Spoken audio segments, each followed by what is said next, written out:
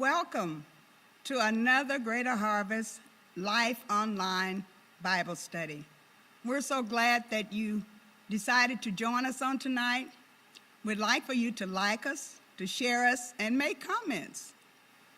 And we know that tonight is our pastoral night, and each member is asked to give $20.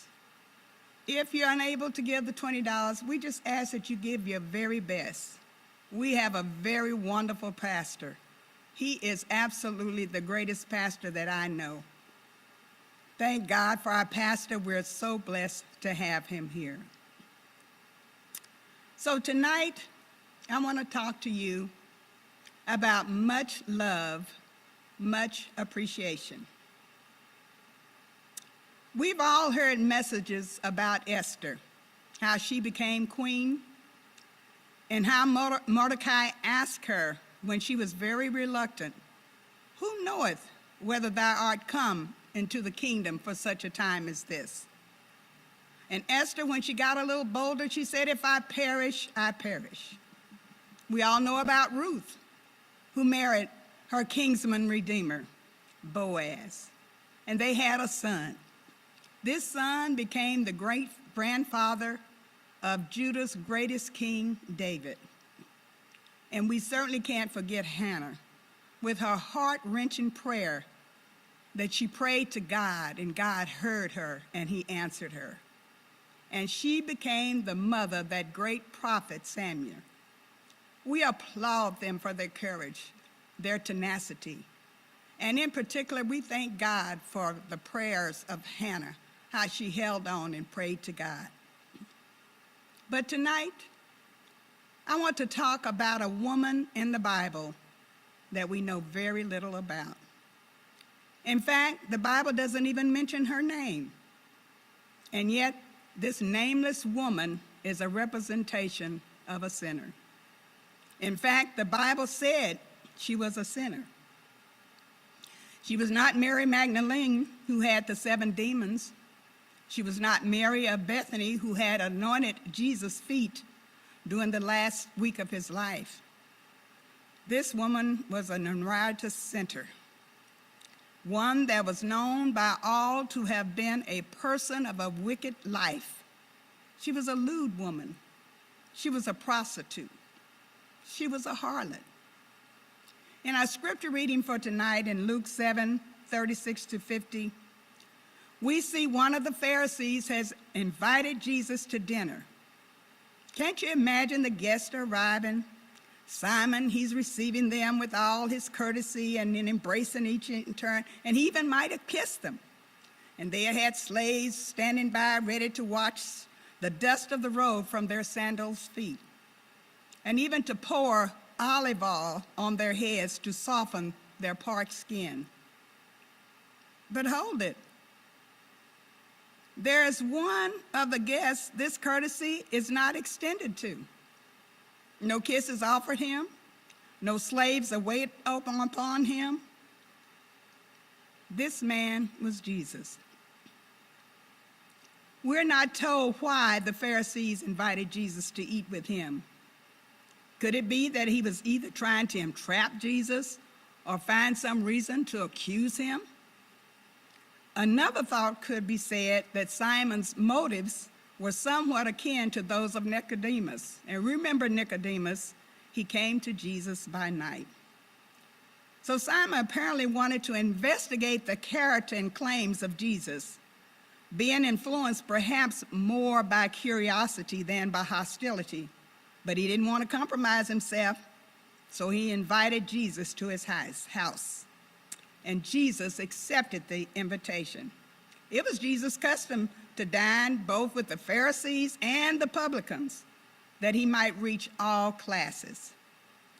I want you to please note again, Simon carefully omitted all the ordinary courtesies and attentions which would have been paid to an honored guest.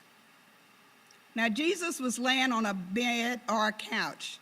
Now, in the custom of the ancients, they possibly would have one arm leaning on the table with their feet behind them.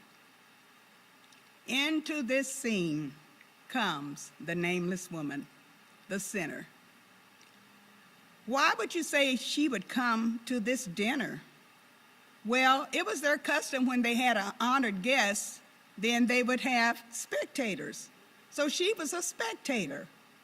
Luke 7:37 said, "And behold, a woman in the city, which was a sinner, when she knew that Jesus sat at meat in the Pharisee's house, brought an alabaster box of ointment, and stood at his feet behind him weeping, and began to wash his feet with tears, and did wipe them with the hairs of her head, and kissed his feet, and anointed them with the ointment."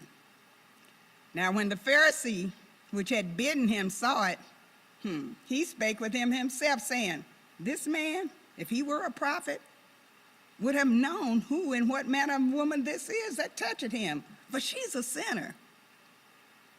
And Jesus answering said unto him, "Simon, I have somewhat to say unto thee." And he said, "Master, say on." Jesus said, "There was a certain creditor who had two debtors. The one owed 500 pence and the other 50. And when they had nothing to pay, he frankly forgave them both. Now tell me, therefore, which of them will love him most?" Simon answered and said, "I suppose that he, to whom he forgave most." And he said unto him, "Thou hast rightly judged." Jesus, at this time in Scripture, he turned to the woman and said to Simon, "Seest thou this woman? I entered into thine house. Thou gavest me no water for my feet, but she has washed my feet with tears and wiped them with the hairs of her head. Thou gavest me no kiss, but this woman, since the time I came in, hath not ceased to kiss my feet. My head with oil thou didst not anoint, but this woman had anointed my feet with ointment. Therefore I say unto thee, her sins, which are many, are forgiven. For she loved much, but to whom little is forgiven, the same loveth little." And he said unto her, "Thy sins are forgiven." And they that sat at meat with him began to say within themselves, "Who is this that forgiveth sins also?" And he said to the woman, "Thy faith hath saved thee. Go in peace." This nameless woman had been a great sinner, but her many sins were forgiven. Can't you imagine the joy? Oh my God, what she felt. I know her heart was overwhelmed with joy and peace and love for Jesus. And can't you imagine how much she appreciated him? Her life had been changed. Jesus had said her faith had saved her and to go in peace. You remember she showed her appreciation in such an humble way. She was doing the work of a servant, using only her hair and her tears. On the opposite end of the spectrum, I want to talk about another servant of God. He was Apostle Paul, whose Hebrew name was Saul. Paul was a noted man. Let me tell you about his credentials. He was the stock of Israel, of the tribe of Benjamin. He was a Hebrew of Hebrews. As touching the law, he was a Pharisee. But he persecuted the early disciples of Jesus. In fact, Paul was on his way to arrest these disciples. Paul had a zeal for God, but he didn't know Jesus. But Jesus introduced himself to Paul on the Damascus Road in an astounding way. At this time, Jesus had already ascended to heaven, and he was with his Father. And some say it was maybe 1 or 3 years before this scene happened. But as he neared Damascus, Paul, or Saul, he suddenly saw this light from heaven flash round about him. And he fell to the ground and heard a voice saying to him, "Saul, Saul, why do you persecute me?" Jesus called him by his Hebrew name. That blessed me because Jesus knows our name. "Who are you, Lord?" Saul asked. He said, "I'm Jesus, whom you are persecuting." Now, Paul, or Saul, was struck blind, but after 3 days his sight was restored. and Paul began to preach that Jesus of Nazareth was the Jewish Messiah and the Son of God. After Paul's encounter with Jesus, his life was changed forever. He was converted from being the persecutor into being the servant of Jesus Christ. And he spent the rest of his life demonstrating his love for Jesus and showing appreciation that his sins were forgiven. In fact, 14 of the 27 books in the New Testament had traditionally been attributed to Paul. And Romans, is the best read you've ever had. Read Romans. It certainly speaks of the knowledge that Paul had of Jesus Christ. In fact, in Romans 1:16, he said, "For I'm not ashamed of the gospel of Christ, for it is the power of God unto salvation to everyone that believeth, to the Jew first, and also to the Greek." So we went from one spectrum to another spectrum, to the lowest to the highest. And I talked about the nameless woman. I talked about Paul, how Jesus saved them, and how he changed their courses of their lives forever. And I talked about how they demonstrated their love and appreciation. Now, I would like to ask you, what about you?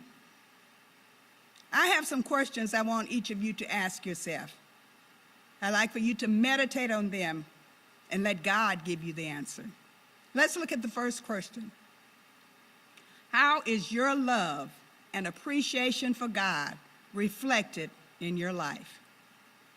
Galatians 1:10 says, "For am I now seeking the approval of man or of God? Or am I trying to please man?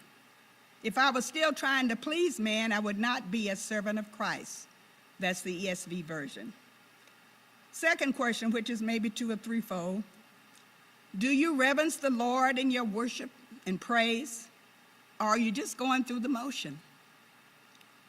Are you offering the Lord a sacrifice of praise? Are your sacrifices pleasing to him? Don't you want to know? Hebrews 13:15 and 16 says, "Through him then, let's continually offer up a sacrifice of praise to God. That is the fruit of lips praising his name. And do not neglect doing good and sharing, for with such sacrifices God is pleased." Next question. Are you presenting your body as a living sacrifice by living a life worthy of God? Romans 12:1 says, "Therefore, I urge you, brothers and sisters, by the mercies of God, to present your bodies as a living and holy sacrifice, acceptable to God, which is your spiritual service of worship." And finally, the last question. Are you thankful to God for your salvation? Hebrews 2:3 says, "How will we escape if we neglect so great a salvation? After it was first spoken through the Lord, it was confirmed to us by those who heard." I just want to reiterate, meditate on those questions I just asked you, and let God give you the answer. And today, I want to find out, maybe perhaps, we don't know, but there could be someone today that don't know Jesus. We've given you the example of the lowest. She was the lowest of low. We've given